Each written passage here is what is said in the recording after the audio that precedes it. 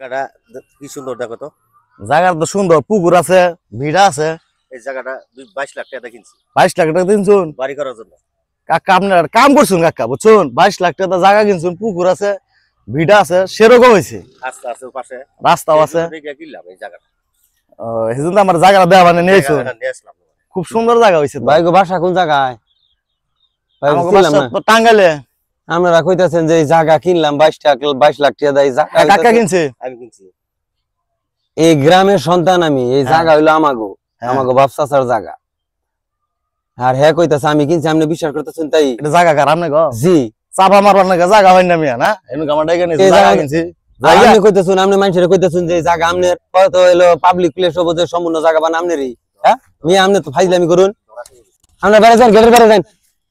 আপনারা এই পুকুর বারে এরা কইতেছেন জায়গা কিনছি, অমুক কিনছি, তমুক কিনছি। মিয়া ফাইজলামি করার জায়গা পাই না।